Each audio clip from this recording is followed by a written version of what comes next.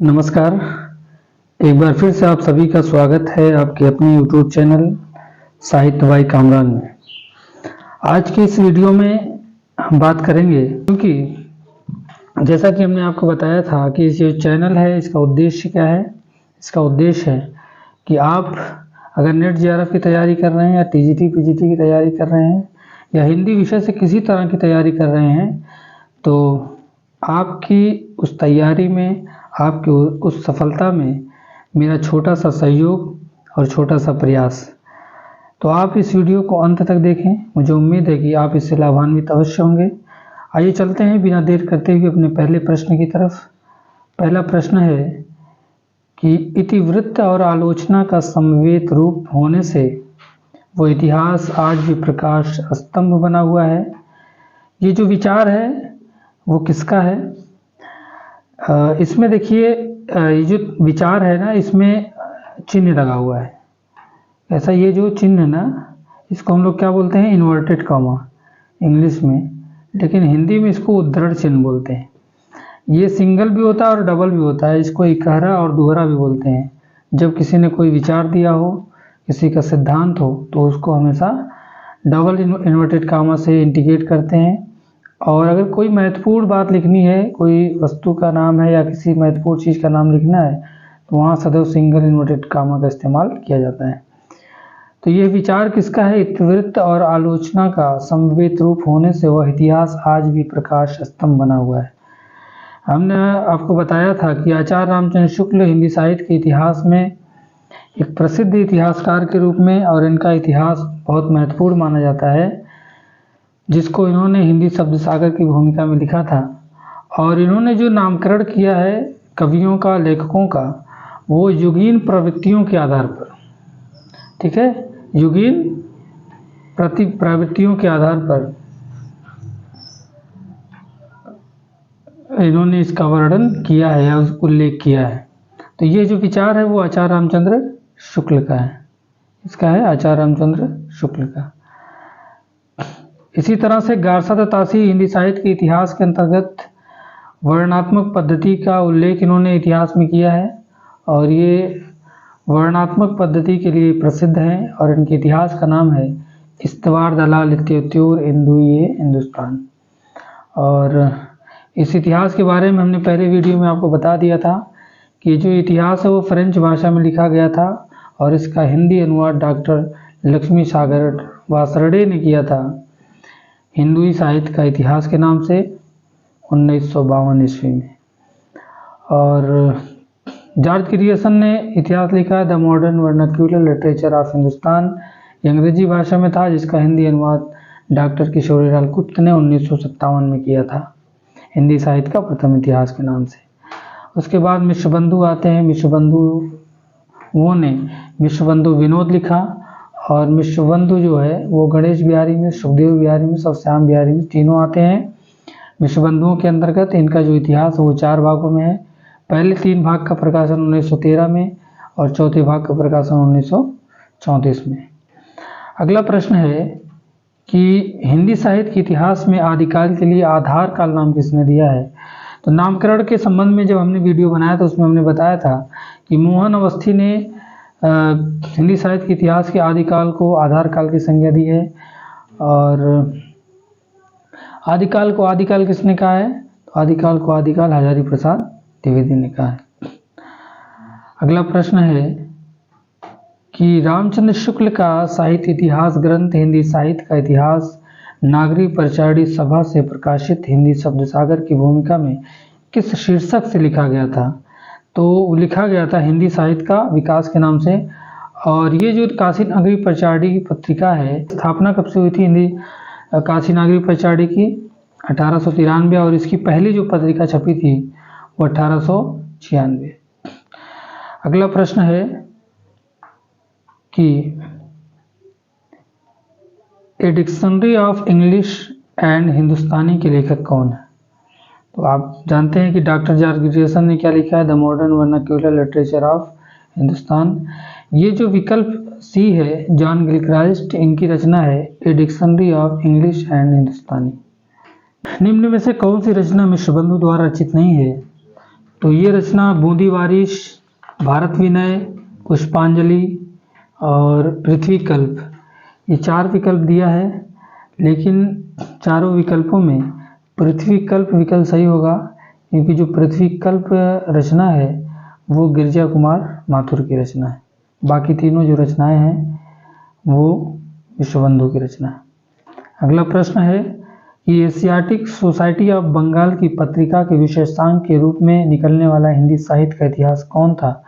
तो इसके पहले वीडियो में हमने आपको बताया था कि the modern vernacular literature of Hindustan जो था वो एशियाटिक सोसाइटी ऑफ बंगाल की पत्रिका के विशेषांक के रूप में प्रकाशित हुआ था। अगला प्रश्न है कि हिंदी साहित्य का बृहत इतिहास, और ये जो इतिहास है इसका प्रकाशन कहाँ से हुआ था, किसने किया था? तो ये जो इतिहास है इसका प्रकाशन हुआ था काशी नागरी परचाड़ी पत्रिका से। कहाँ से? काशी नागरी परचाड़ी पत्रिका से, हिंदी साहित्य का बृहत इतिहास के नाम से। और इसकी शुरुआत कब से मानी जाती है? 1893 से। इसकी पहली पत्रिका 1896 में आई थी। अगला प्रश्न है कि मिश्रबंधु ने रीतिकाल को क्या नाम दिया था? तो मिश्रबंधुओं ने रीतिकाल को अलंकृत काल कहा था और आचार्य विश्वनाथ ने श्रृंगार काल कहा था। रमाशंकर शुक्ल रसाल ने कला काल की संज्ञा दी थी। तो ये नामकरण था रीतिकाल के संबंध में। और रीतिकाल को श्रृंगार काल भी कहा जाता है, लेकिन श्रृंगार काल कहने के लिए सबसे ज़्यादा पहले प्रेरणा किसने दिया था? आचार्य रामचंद्र शुक्ल ने दिया था। अगला प्रश्न है हिंदी साहित्य और संवेदना का विकास, ये जो इतिहास है वो डॉक्टर रामस्वरूप चतुर्वेदी है और प्रतियोगियों के लिए ये बहुत महत्वपूर्ण हिंदी साहित्य का इतिहास है। जो भी तैयारी कर रहे हैं इस इतिहास को नोट करें, ये इतिहास अपनी अलमारी में ज़रूर रखें, क्योंकि ये इतिहास परीक्षा के दृष्टिकोण से बहुत महत्वपूर्ण है। डॉक्टर नगेंद्र ने भी हिंदी साहित्य का इतिहास लिखा है, लेकिन इनका ये इतिहासकार नहीं थे, एक निबंधकार और आलोचक के क्षेत्र में इनको प्रसिद्धि मिली है। लेकिन इन्होंने एक संपादित इतिहास लिखा है और उन्होंने इतिहास का संपादन करवाया है, एक तरीके से कह लिया जाए तो इतिहास के एक संपादक थे, ना कि इतिहासकार थे। अगला प्रश्न है कि नागरी परचाड़ी सभा द्वारा प्रकाशित हिंदी साहित्य का बृहत इतिहास के प्रथम भाग का शीर्षक क्या था? तो काशी नागरी परचाड़ी जो सभा थी हिंदी साहित्य का बृहत इतिहास के प्रथम भाग का शीर्षक क्या था? तो प्रथम भाग के शीर्षक का नाम था हिंदी साहित्य की पीठिका। तो इसका जो प्रथम भाग था उसका शीर्षक क्या था? हिंदी साहित्य की पीठिका। अगला प्रश्न है कि काल प्रवृत्ति का निर्णय प्राप्त ग्रंथों की संख्या द्वारा नहीं निर्णित हो सकता। क्या कहा गया है? काल प्रवृत्ति का निर्णय प्राप्त ग्रंथों की संख्या द्वारा नहीं निर्णित हो सकता, बल्कि उस काल की मुख्य प्रेरणादायक वस्तु के आधार पर ही हो सकता है। तो ये जो विचार है वो डॉक्टर हजारी प्रसाद द्विवेदी का है। और आपको पता है कि हिंदी साहित्य के इतिहास में अगर दो विरोधी लोग आपस में देखने को मिलते हैं तो आचार्य रामचंद्र शुक्ल और हजारी प्रसाद द्विवेदी। जहाँ जहाँ जो बातें आचार्य रामचंद्र शुक्ल ने अपने ढंग से कही है उसका खंडन हजारी प्रसाद द्विवेदी ने अपनी आलोचना के क्षेत्र में किया। ये जो विचार है, इस विचार के एवज में आचार्य रामचंद्र शुक्ल ने कहा था इसके पहले कि जिस काल विभाग के भीतर किसी विशेष ढंग की रचनाओं की प्रचुरता दिखाई पड़ी है वह एक अलग काल माना गया है और उनका नामकरण उन्हीं रचनाओं के स्वरूप के अनुसार किया गया है। तो इसी प्रश्न का उत्तर देते हुए हजारी प्रसाद द्विवेदी ने कहा था कि काल प्रवृत्ति का निर्णय प्राप्त ग्रंथों की संख्या द्वारा नहीं निर्णित हो सकता, बल्कि उस काल की मुख्य प्रेरणादायक वस्तु के आधार पर ही हो सकता है। और आचार्य रामचंद्र शुक्ल के एक तरीके से ये विरोधी आलोचक माने जाते हैं, जो कुछ क्योंकि भक्ति काल के संबंध में, भक्ति काल के उदय के संबंध में आचार्य रामचंद्र शुक्ल ने हिंदुओं की पराजित मानसिकता माना था। उसके विकास में उनका मानना था कि जो भारत की जो शासन व्यवस्था थी वो हिंदुओं पर इतना अत्याचार की, इतना उनको पीड़ित की, दबा दी, तो इसलिए उन्होंने कहा था कि अपने पौरुष से हताश और निराश जनता के लिए ईश्वर की शरण में जाने के अलावा कोई दूसरा उपाय ही क्या था। लेकिन आचार्य रामचंद्र शुक्ल ने ये तो बात कही, लेकिन हजारी प्रसाद द्विवेदी ने कहा कि नहीं, भक्ति काल का जो उदय हुआ, उसका जो विकास हुआ, उसका स्वाभाविक विकास हुआ है। अगला प्रश्न है कि कौन सा विवरण सही नहीं है। तो गारसा दत्तासी ने अपने इतिहास ग्रंथ में कवियों को काल क्रमानुसार प्रस्तुत किया है, तो यही विकल्प गलत हो जाएगा, क्योंकि उन्होंने वर्णानुक्रम पद्धति का इस्तेमाल किया अपने इतिहास में। कालानुक्रम पद्धति का इस्तेमाल जॉर्ज ग्रियर्सन ने किया है। दूसरा विकल्प है शिव सिंह सरोज में लगभग 1000 कवियों का जीवन चरित्र उनके कविताओं के उदाहरण सहित प्रस्तुत किया गया है। जॉर्ज ग्रियर्सन के इतिहास ग्रंथ का हिंदी अनुवाद हिंदी साहित्य का प्रथम इतिहास शीर्षक से प्रकाशित हुआ था, जिसे डॉक्टर किशोरीलाल गुप्त ने किया था। जॉर्ज ग्रियर्सन ने कवियों और लेखकों को काल क्रमानुसार वर्गीकृत किया। इस तरह से प्रश्न का विकल्प ए गलत होगा, क्योंकि गारसा दत्तासी ने अपने इतिहास में वर्णानुक्रम पद्धति का इस्तेमाल किया। अगला प्रश्न है कि इतिहास का इतिवृत्तात्मक लेखन सबसे पहले या प्रथम ऋषिबंधुओं के विनोद में पाया जाता है। ये जो विकल्प है आचार्य रामचंद्र शुक्ल, डॉक्टर राम कुमार वर्मा, आचार्य हजारी प्रसाद द्विवेदी, डॉक्टर नगेंद्र, तो ये जो प्रश्न है इसका उत्तर है डॉक्टर राम कुमार वर्मा। डॉक्टर राम कुमार वर्मा ने ये विचार दिया है मिश्रबंधुओं के विनोद के संबंध में, और आचार्य रामचंद्र शुक्ल ने भी दिया है मिश्रबंधु विनोद को।